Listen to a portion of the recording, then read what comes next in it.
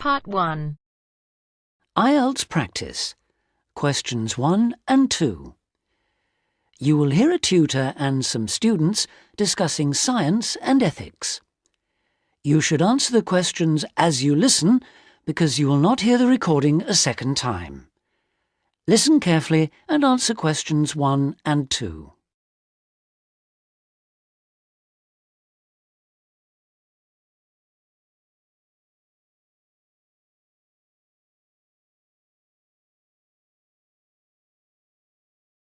And answer questions 1 and 2. In the 19th century, scientific discoveries took a long time to produce any actual applications, and scientists might have had a case for giving little thought to the social or environmental impact of their work. That all changed in the 20th century, with the huge advances first in physics and then in biology. Science started to play a much more important role in our lives, and the relationship between scientists and society became much closer. Many scientists became increasingly concerned about the ethics of what they were doing, as they quickly saw the consequences. The benefits, such as vastly improved crop yields and the eradication of diseases like bubonic plague, but also terrible damage in the form of pollution and chemical weapons. Yes, but some scientists still claim even today that their only duty is to make public the findings of their research. They need to do that, of course, but I think the key points are that they ought to stop making any distinction between pure science and applied science, because in practical terms it no longer exists. And also, they must accept full responsibility for the consequences of their work. Now listen and answer questions 3 to 10.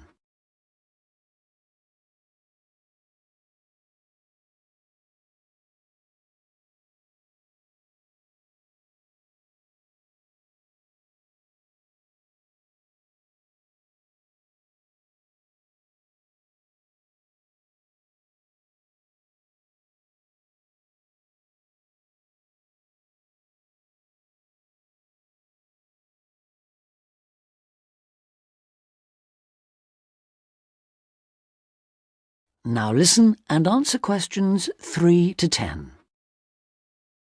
Let's explore that last point a little further. How can scientists put that responsibility into practice? By educating the public, particularly through the media and at the workplace. Another thing they must do is advise on what might one day go wrong as a result of what they're coming up with now. That seems essential. And just as importantly, if and when things do go wrong, they need to sort them out, especially where the fault lies with the original research. How do you feel about the international role of scientists, given that their work crosses frontiers so readily? I think it gives them, or at least should give them, a global view. In this respect, some of them are better placed than many politicians to see how new discoveries are likely to affect particular parts of the world. But will the politicians listen? Probably not. But I'm not suggesting getting involved with politics or politicians. Much better to raise the public's awareness of scientific issues so they can put the pressure on at election time. There's a problem here, though, isn't there, with the way the public sees scientists? They're all either mad or bad. That's something they need to work on, definitely.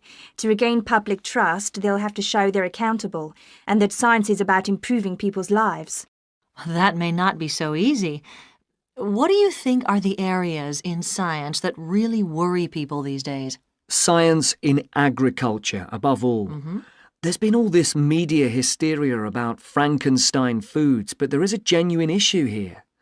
Whether adding specific genes to plants is a valid way of increasing food production, or whether it risks the appearance of new diseases, of superweeds and pests.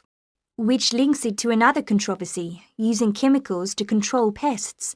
And that's something else that was at first thought to be harmless, but we now know that the careless spraying of crops has led to all kinds of health problems for people. Plus a devastating loss of biodiversity, with huge numbers of insects, birds and mammals simply disappearing from the countryside, fish dying in poisoned rivers and so on. And of course, if we're talking about death on a massive scale, then we have to mention the role of science in enabling the military to wage chemical and biological and nuclear warfare, which has destroyed life in so many parts of the world. Okay, I think we've identified some major topics there. There's something I'd like to add, if I may. Sure, it's important for scientists and future scientists to talk about major issues like these, but we might also want to look at what we can do or not do in our everyday lives, particularly as many of us will be earning more money than we actually need for basic necessities. I'm thinking here of things like burning fossil fuels by driving everywhere. What do you think? Well, something that scientists seem to do rather too often is take planes to distant places, which is highly damaging environmentally. For instance, to attend conferences on subjects like the disappearing ozone layer. When nowadays they could probably stay at work and use a video conferencing link anyway. Which may in fact be an example of how progress in computer science can impact positively on the environment. But going back to harmful things, what else can be done? Again, on the air transport theme, there are the huge distances a lot of consumer goods travel before they actually reach the shops in this country. This seems another extreme waste of energy, especially if much of what is being produced and carried is packaging. Perhaps it's worth shopping for more locally produced items.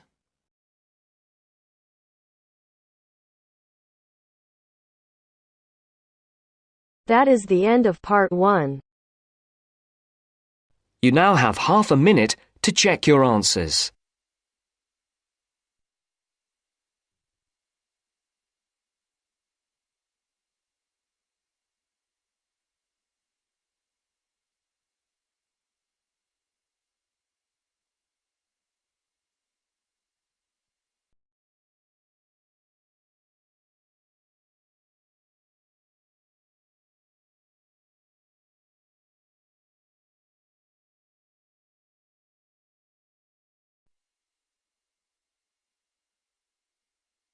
Now turns to part 2. Part 2. First, you have some time to look at questions 11 to 15.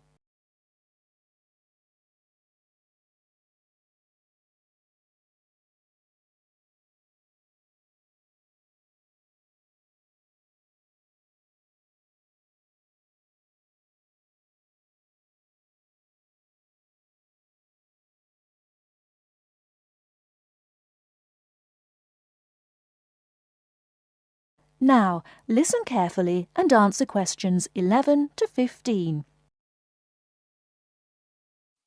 Hi, Hello. how can we help you? Is this the Office of Institutional Real Estate? Yes, sir. My name's Alice Baum, and I'm a university housing supervisor. Oh, good. I wonder if you could help me. I'll certainly try, sir. I'm hoping to rent an apartment from September when I begin here, and I'd really like some advice on where to rent and how to rent a place. Advice on renting in Manhattan. We've got plenty of advice about that. The first thing to think about are the prices. New York is an expensive place to live, and Manhattan is the most expensive place in New York. Everyone wants to be here. In most areas of Manhattan, you'll have great difficulty finding a studio apartment for less than $1,300 to $1,400 per month. But there are areas just outside Manhattan, within a 30 to 40-minute commute, where you can find a decent studio apartment to rent for $850 to $1,000 per month. That's a big difference. But then there are travel costs on top of that. Yes, there are. If you're prepared to make compromises in your choice of accommodation, perhaps you can find an apartment you like and can afford. Monthly rents also depend on 2 other factors: apartment size and then amenities. Can you tell me a bit more about that? Basically, bigger flats get higher rents, so if you can live without a lot of space, it's much cheaper. And if you're willing to take a flat which has street noise or doesn't have much natural light, then you may save some more money. I see. However, you could go the other way and get a bigger flat and share it with another student. You can cut costs by sharing a large bedroom. To find a roommate, check the listings for apartment shares in the housing registry. Share a flat. I hadn't given that idea much thought. Lots of our students do that. What about amenities? Can you explain that a bit more? You need to decide what facilities you really would like and what you can do without. For example, do you want a doorman? Would you like an elevator?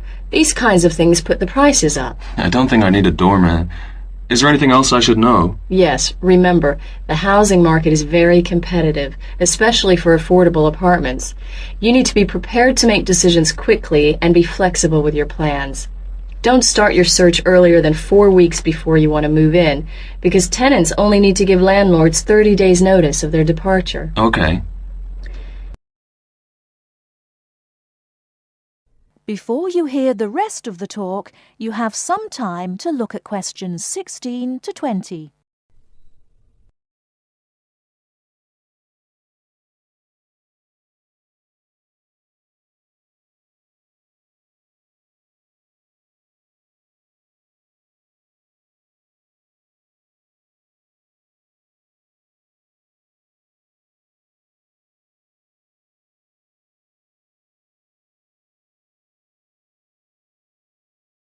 Now listen and answer questions 16 to 20. And make apartment hunting your life for 2 or 3 weeks. That should be enough time to get familiar with the market and find what you're looking for. What's the best way of finding a place? There are really only 2 ways. You do it yourself, or you get someone else to do it for you. That sounds interesting. How do I do that? There are property brokers who will find a place for you. They can guide you to the property of your choice and help you with the paperwork. Well, that sounds great. But they do charge you a commission fee. In Manhattan, expect to pay between 12 and 15% of the year's rent. That means if your rent is $1,000 a month, the broker's fee works out to $1,800. Oh, maybe not a broker then. And what's the other option again? Do the legwork yourself. Look in the classified ads, call landlord companies, and do online searches. Check out our website first. You mentioned paperwork. Could you tell me something about that? Sure. To rent an apartment, you may be asked to complete an application by your prospective landlord. You may also be asked to pay between $50 and $200 for credit reports. Landlords want to see evidence of steady income and good credit. I see. Because you're a full-time student, most landlords will require a guarantor, someone to guarantee you will pay the rent on time. And when the landlord approves your apartment application, be prepared to pay the first month's rent and the deposit when you sign the lease. That's a lot to think about, and it sounds like a lot of hard work. Thank you very much for the advice. You're very welcome, and good luck.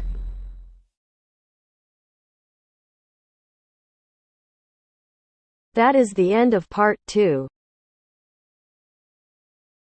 You now have half a minute to check your answers.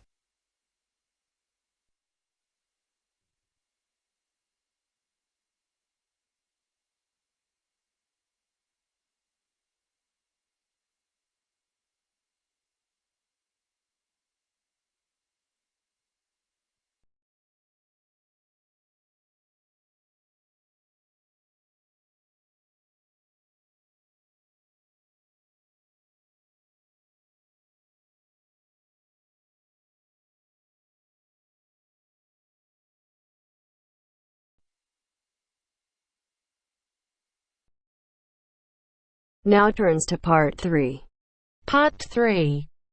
You are going to hear a conversation on animal protection. First, you have some time to look at questions 21 to 25.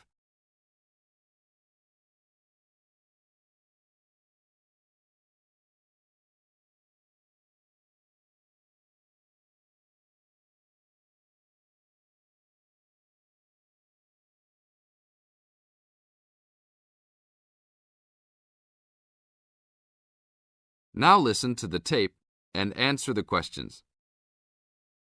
Thanks for joining us today, Mike. How did Baja California become a consideration for a condor release?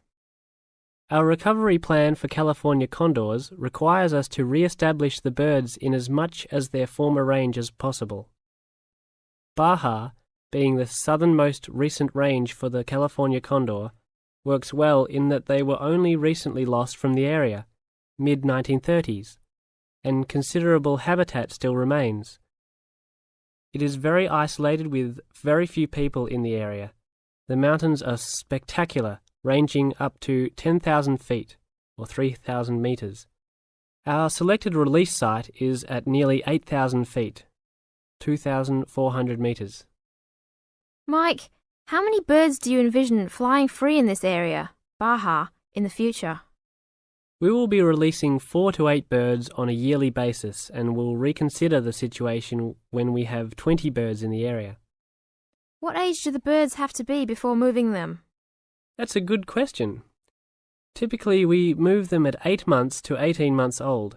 Birds are ready to fledge, or leave, from the nest at 6 to 7 months of age. In our current release group in Baja, we have birds as old as 30 months. It will be interesting to see how they behave. I expect that they will want to range more than younger birds and make it challenging for us to keep up. Is there a maximum number of birds a certain area can support?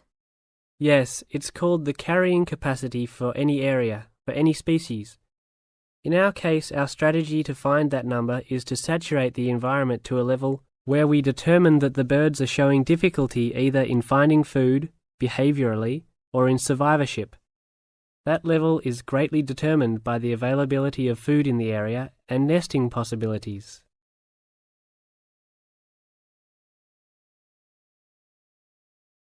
Now look at questions 26 to 30.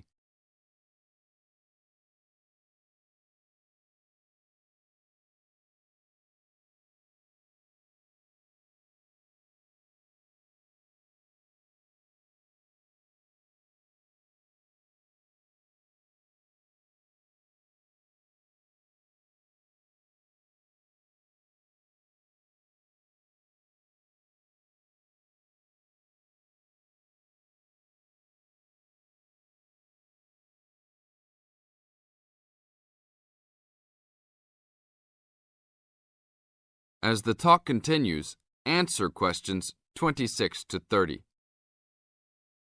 What do you hope to accomplish with this release in the long run?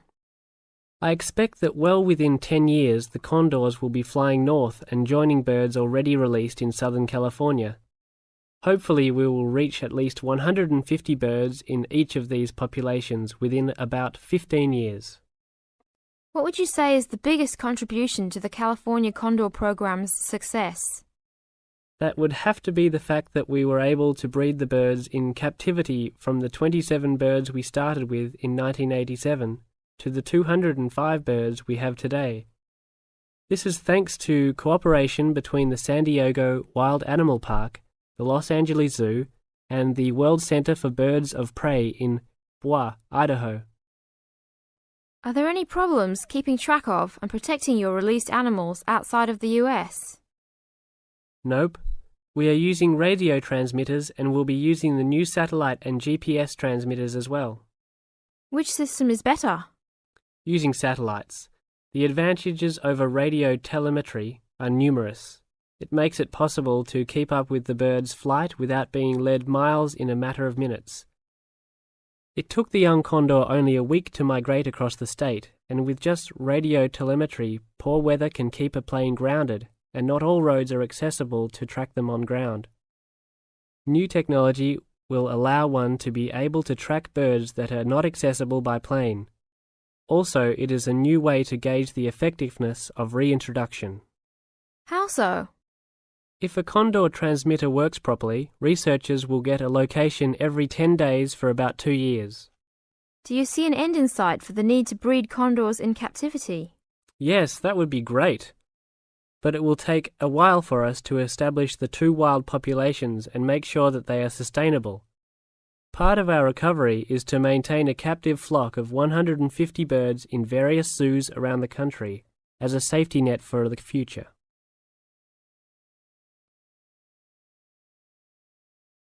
That is the end of part 3. You now have half a minute to check your answers.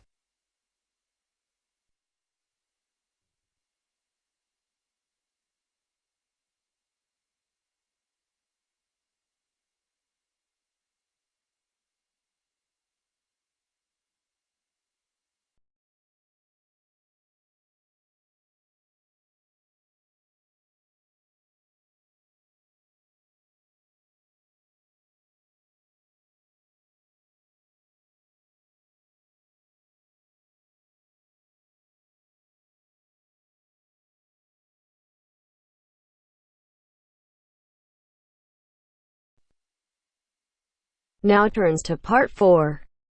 Part 4. You will hear an extract from a university lecture on the topic of marketing. First, you have some time to look at questions 31 to 40.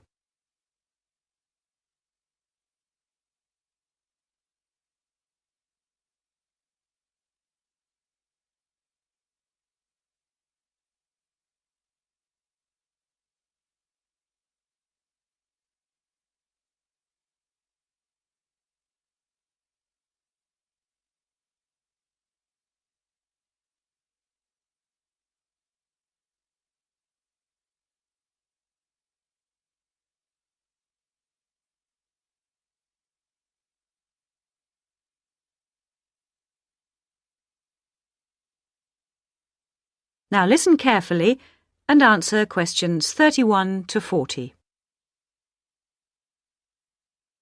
Last week we looked at some general principles associated with marketing, and today I'd like to look at some of those points in a little more detail. So, what is marketing? Or put another way, what does the term marketing mean?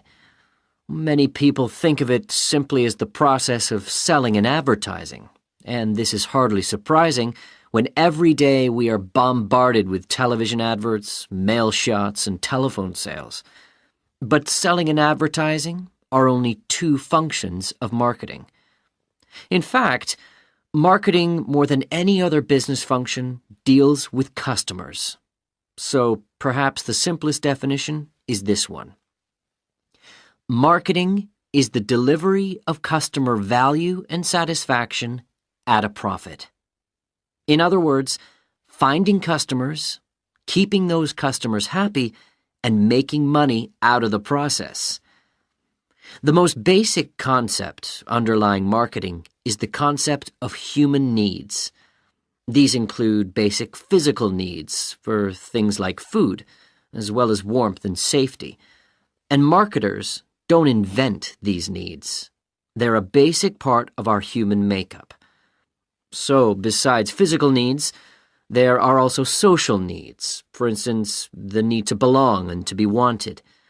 And in addition to social needs, we have the need for knowledge and self-expression, often referred to as individual needs.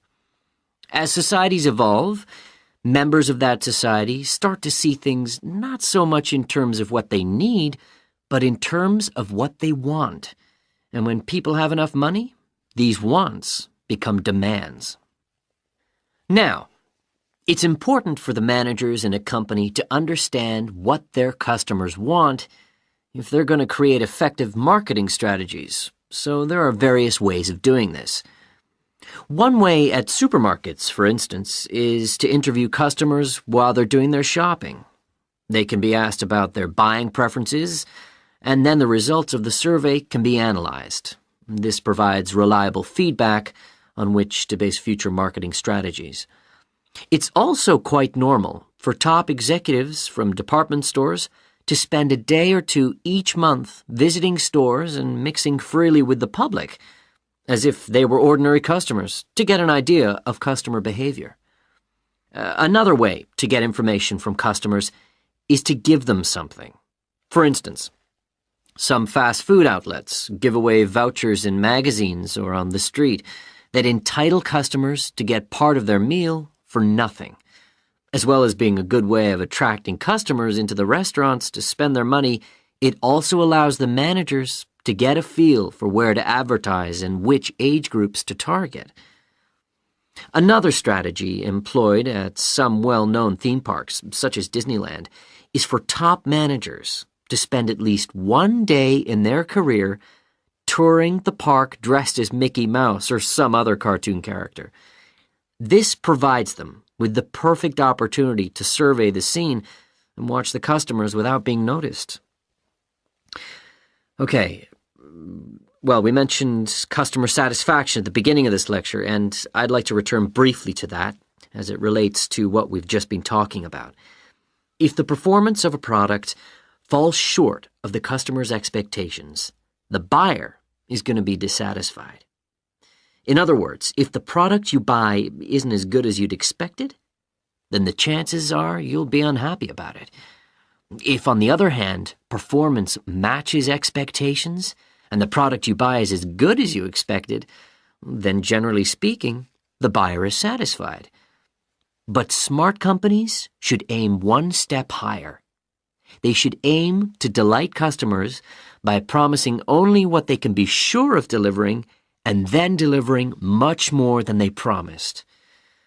So then, if, as sometimes happens, performance is better than expected, the buyer is delighted and is twice as likely to come back to the store.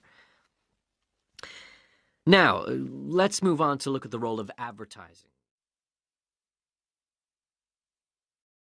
That is the end of part 4. You now have half a minute to check your answers.